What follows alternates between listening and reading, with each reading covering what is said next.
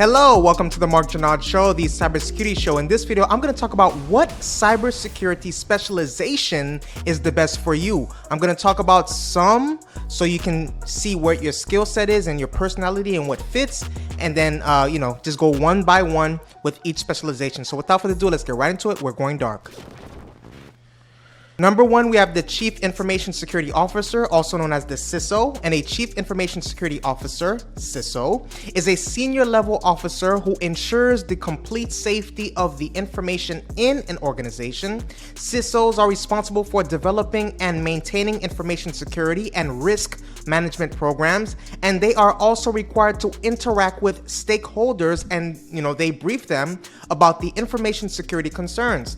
Usually, one becomes a CISO after having good experience in a few other cybersecurity job roles. Now, let's dive into the CISO skills. To become a CISO, it is preferred that you hold a computer science degree and an MBA, owing to the seniority of this job role. To reach the position of a CISO, the potential candidate must have a robust skill set. And what are some of those skill sets? IT experience, incident management and supervisory skills, and business expertise. The next one we have is the security architect, and a security architect is responsible for designing robust security structures that are used to prevent malware attacks. They perform vulnerability tests and also provide technical assistance to the other security team members.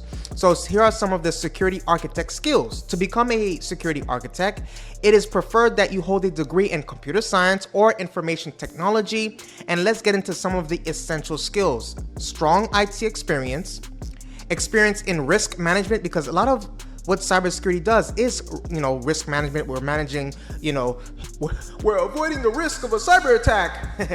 And the next two are network hardware configuration and knowledge of security protocols and cryptography. The next specialization is malware analyst. So a malware analyst identifies and examines cyber threats such as viruses, worms, bots, and Trojans to understand their nature. They develop malware protection tools, and finally, they document the methods to avoid malware threats. So let's get into the malware analyst skills, right? To become a malware analyst, just like the other cybersecurity jobs, the first step is to have a degree in information technology or computer science or related, right? Or related. It's good to have at least 2 years of work experience in the relevant field before becoming a malware analyst. Few other skills, a malware analyst should possess are: candidates must know Windows, Linux, Unix operating systems. Next, sound knowledge of C and C++ is needed. Next is usage of tools like IDA Pro, OLI, DBG, RegShot, and TCP View is required. Strong communication, and presentation skills is also required. Next, we have the penetration tester.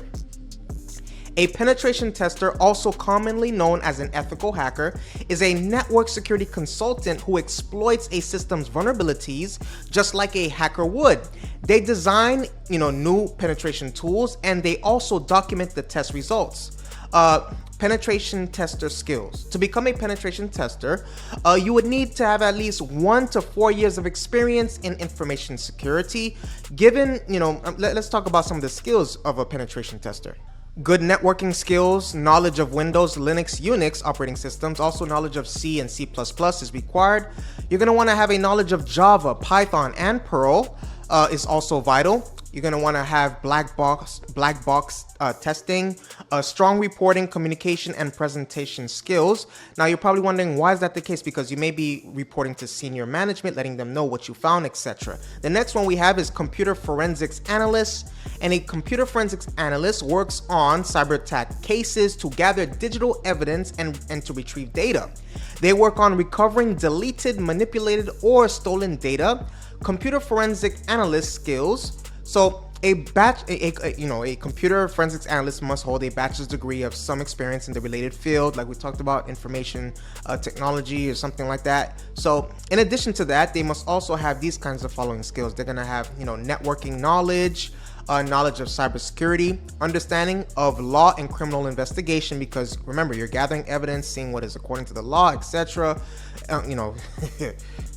Stay away Next, you have a sound analytical mind with attention to details and strong communication skills, because oftentimes you may be communicating with somebody that may be not as tech versed as you are. So you're going to want to make sure that you have a high level overview. You're able to present that. Next is application security engineer. The application security engineer is the one who creates, implements, and maintains the security of a company's applications. They are responsible for designing and implementing policies that will protect against both internal and external threats. A typical day for an application security engineer starts with reviewing the previous day's findings and fixing bugs or vulnerabilities found. Please take a moment to hit the subscribe button and the like button. Please take a moment to hit the subscribe button and the like button. Thank you. So after this, they will collaborate with other engineers to plan the next day's work.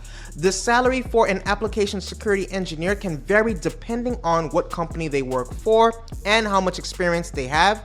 The average salary ranges from about $78,000 to $116,000, but it can go up to $150,000 if you are a senior level engineer, with experience. Next, we have cloud security specialists, and because of the increased resilience on the cloud security specialists are in high demand and will remain so in the future.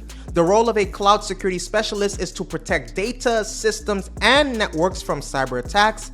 They do this by analyzing threats and vulnerabilities, implementing safeguards, monitoring networks for intrusions, and overseeing compliance with regulations. Cloud security specialists are responsible for ensuring the safety of data stored on a cloud server. They design and implement policies and procedures that protect data from unauthorized access, alteration, or disclosure. The salary for a cloud security specialist varies depending on their experience level and location, etc. And lastly, we have database administrator, and a database administrator is a person who manages and monitors the database. They are responsible for designing, creating, and maintaining the database. Database administrators also need to ensure data protection and security of the data in the database. Database administrators are vital for, the smooth functioning of any organization. They are responsible for making sure that the databases are running efficiently and securely. Database administrators need to have good understanding of databases, IT infrastructure, and programming languages. The role is in high demand and has a high salary. Now, let me give you a little help here. Which are the highest paying cybersecurity jobs, right? We have security solutions architect, and that annual salary is average annual salary is about $156,000 to $194,000. Number two, what cybersecurity jobs are in high demand? So jobs for computer network architects and computer systems administrators are in high demand. So architects, those kinds of things, they're winning. So now, number three, which country has the highest demand for cybersecurity jobs? Reportedly, Singapore has the highest demand for cybersecurity jobs. That's what I have for you today. Please take a moment to hit the subscribe button and the like button. I appreciate your viewership. See you on the next video.